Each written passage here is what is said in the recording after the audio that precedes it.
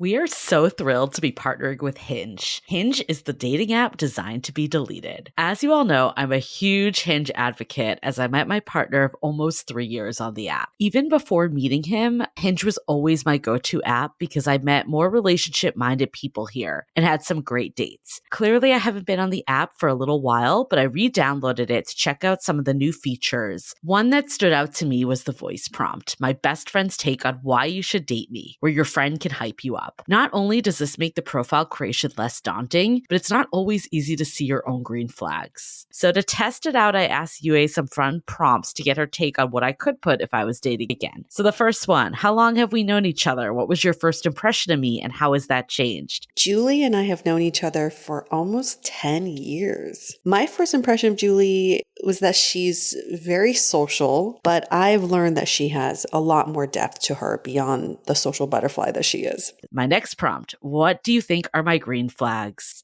I would say she's deeply loyal. She believes in love, curious mindset, and she is fearlessly ambitious. And then last but not least, what kind of friend am I? Julie is the kind of friend who will always have your back, no matter what. Damn, that feels nice to hear. So download Hinge and try voice prompts today. Then find someone worth deleting the app for. Hi, I'm Yue Xu. And I'm Julie Kraftchick. We're active daters turned dating sociologists. Here to dive into everything modern dating and relationships. Welcome to the DATEABLE podcast.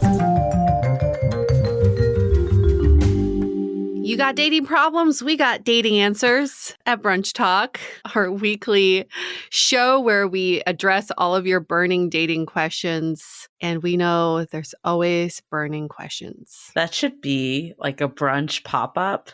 Like, you know, like one of those stands, like the advice stand. We should do this. That's a good idea. We should do this. New idea. Yeah, some dating advice with a side of eggs or something. Yeah, I like that. I'm like envisioning like Peanuts style. You know how like Lucy has like the advice booth? We should do it, but we will have to record it. So we'll get releases.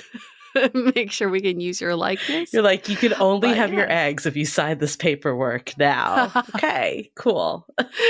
And then we force people to ask us questions like, no, you have a burning dating question. It's like an 80-year-old grandma. Like, no, I'm done dating. Leave me alone, girls. I feel like that's not a problem we'll ever face because we never have to force people to give their dating questions. It's the gift that keeps giving. I was just at a Friendsgiving with a bunch of couples and they all had questions too because they all went back to when they started dating, like early stage dating. And they were trying to figure out, I don't remember you saying this and I don't remember you doing that. Oh boy, here we go. It's like couples counseling. I was going to say sometimes maybe forcing people to have questions would be better than the actual questions. Yeah, exactly. But never from you all. Never from you all. Just what we get in our personal lives. Never. Yeah, exactly. Just like this question that came in, it's a great question. This person's wondering, how do you manage a new relationship? Yes, and we got a wonderful review. So thank you, CP Crocs. I think we should start reading their names because they're always amazing. I know. But CP Croc says that over the past 1 to 2 years, they've been listening to every episode and now they find themselves in a new relationship. Wonderful. We love hearing that. But their question was, now that I'm in a new relationship, how do I manage some of the stuff that comes with it? For instance, time management, shifting friendships, when to introduce the family, etc. It's so overwhelming, especially after you've been single for a while. You're so accustomed to living your life the single way, and integrating someone else into your life is very overwhelming. The best thing to do at this stage is, one, enjoy this stage in your relationship because you'll never have this again with this person. Like early stage, just merging your lives phase of a relationship is so special. Don't rush into the relationship stuff. Enjoy the newness and then take it one step at a time. I know that I've been in relationships where I'm like, let's merge lives now, you know, like introducing the friends and the family and like sharing a Google Calendar. And then your romance gets lost in all of that because then it all just becomes fucking logistics, which is the number one romance killer. So take it one step at a time, but really just marinate in this stage. This is such a beautiful, exciting stage. It really is. And I think one of the biggest culture shocks for me was just all of a sudden I had no time, it felt like. Mm, I went from having yes. a lot of free time and being able to see people whenever and do my own thing. And then all of a sudden, I remember just like every night I wasn't with my partner, I was trying to fill in time with my Yes. friends because I didn't want to let those relationships go to the wayside in any way. And I realized that was great because I was still upkeeping my friendships and nothing really felt different, but I had zero time to myself, and that wasn't good either. So I had to start baking that time in too. And I would say it's a work in progress. This isn't, again, like you were saying, UA, it isn't something that happens and you solve like overnight. Yes. Sometimes you need to do trial and error and see what works. Like even today, my partner and I are still like figuring out like, okay, maybe this day of the week we do more of like a date activity that's not just, watching TV. And then this night of the week, you do your own work and I do my own work and we coexist. Or if you don't have work to do, I watch a TV show or I play a game and you do your own thing. So we're still trying to balance like that time with each other and then adding like friendship in the mix and couple friends and solo gatherings. Like it can very much be overwhelming, but you don't need to have the solutions all at once and do what feels right for you. And maybe like some weeks you spend more time giving to yourself and other weeks it's more to other people outside of the relationship, but eventually you'll hit that equilibrium.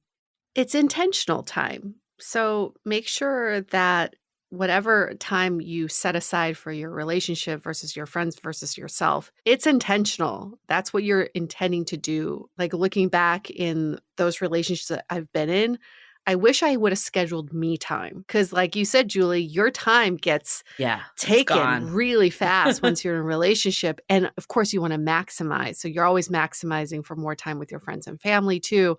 But don't forget me time, because that's like probably more important than anything else. You don't want to lose the me time.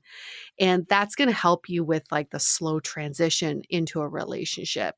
Just don't try to do it all at once. But I also love this idea that you're saying. It's like some nights are date nights and some nights are like we're just spending some time in the same room, but we don't have to be like all up on each other. Making that differentiation is also important because your partner may have different expectations for how that time is spent.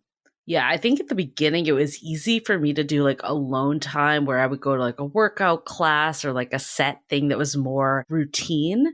But as my relationship progressed, I started to even do more master dates where I would like go out Mhm. and get sushi by myself or wine. And it kind of feels weird at first because you're like, well, I have someone to do this with. Why would I do it on my own?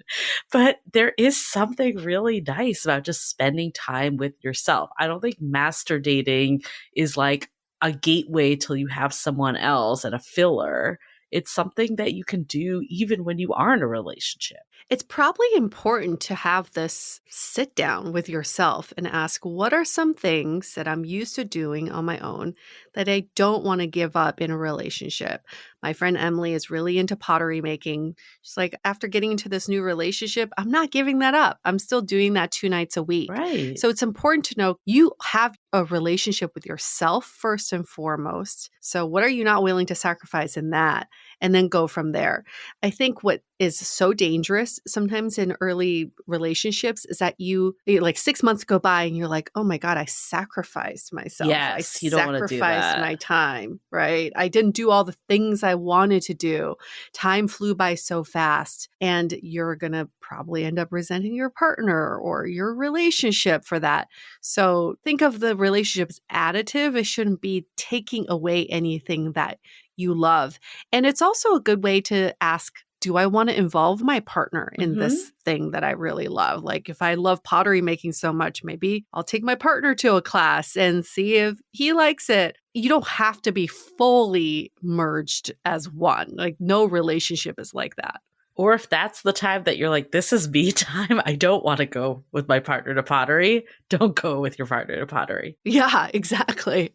And the friendship thing too is interesting. I'm curious to hear how you've navigated it. I find it's like almost unfair to the partner to just throw them into your friend group and be like, here he is. Yeah. Ta-da. He's real. I found it nice to like do one-on-ones with my friends, tell them about my partner, and then like slowly ease them in like one-on-one time. And so it's not like a big group setting. That's what I've learned. I like that a lot. And I think the times where it went well was also that, like smaller group settings. And I like the idea of easing in. You don't need to introduce someone to your friends, family, coworkers, random person you haven't talked to in 5 years, like whoever it is. It doesn't need to be this declaration. I did go once to a party where someone basically like had a full on party to announce their new relationship. Wow. And it was a lot. It was probably very overwhelming for that person. A lot of people to meet all at once. I think the intention is there. It's like, I just want them to meet everyone in my life and, you know, show that they're part of my life. I like the idea of easing it a bit slower because I think like strengthens the connections too. Because like if you meet someone at like a big event and there's a bunch of people there, first of all, it's going to be overwhelming for your partner, but also like how deep can they really get with each person? Yes. I appreciated meeting your partner in a intimate setting. We went to dinner and when you couldn't grill talk. him. I could grill him even though I was sick and I couldn't really speak, but I did my work. It just makes it more fair for the partner too, because friends can have more of that intimate time with your partner. And I also find that it is really intimidating when you like make an announcement all of a sudden, this like drastic announcement. I find that sometimes like you want to keep the relationship just between you and your partner for a little bit. Again, it's like time you're never going to get back. So maybe you don't have to like tell all your friends right away. Just keep it a thing just between you two so you can really preserve it before you introduce other people. I'm really glad Louise was also there with us that time because if it was me, my partner, and you that couldn't talk, it would have been really awkward. But I was writing notes. I was like using an app. I was communicating. It was like the commitment to meeting my partner is strong right now. Like, this is one of my only chances. Everybody else has met him. I gotta make sure. You did feel very left behind on that. I did feel really left behind. And then the subsequent meetings with him have been really intimate too. Yeah, I could talk, which is a plus. Slightly better. Already. Yeah.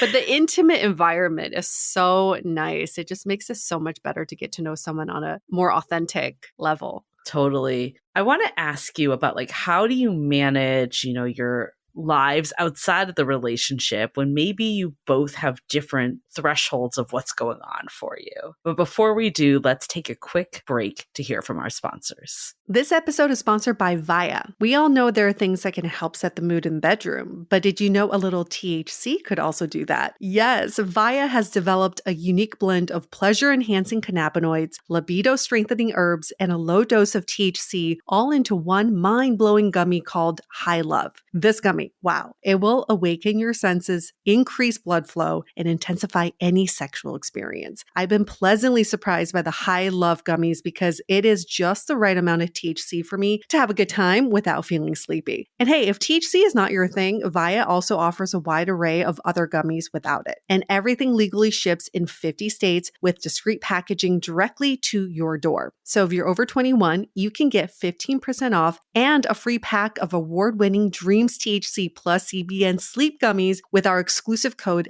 DATEABLE at viiahemp.com. That's VIIAHEMP.com. Let the gummies work their magic. Head to viiahemp.com and use the code DATEABLE to receive 15% off and one free sample of their Sleepy Dream gummies. That's viiahemp.com and use the code DATEABLE at checkout. Take your passion and pleasure to a whole new level with High Love from Viia Hemp. As you know, I recently left my corporate job and I've been in total recovery mode, all about self-care. One of my new routines is the nighttime shower before bed. There's just something about washing away the day and that reflection that's been super helpful for me. I've been using one of our partners, Osea's Mega Moisture Duo. This combo body oil and body lotion are so freaking incredible. It literally feels like I'm at a spa. I realized that the secret is seaweed and other skin level ingredients that are normally reserved reserved for face products. And that's why I was so excited when Osea became one of our partners. And, we're so grateful for partners like this because one, they keep the show going, but they're also super good for all of our listeners and for our own well-being. So if you want to have that nighttime bliss like I am doing, you can get 10% off your first order site-wide with code DATEABLE at oseamalibu.com. You'll get free samples with every order and free shipping on orders over $60. So head to oseamalibu.com and use the code DATEABLE for 10% off. Let us know which products you end up going with. Share them in social. Super excited to see what you end up choosing. Living with ADHD can be a challenge, and dating with ADHD is definitely a challenge, we've heard many of you say. But finding the right care and proper tools needed to succeed can be life-changing.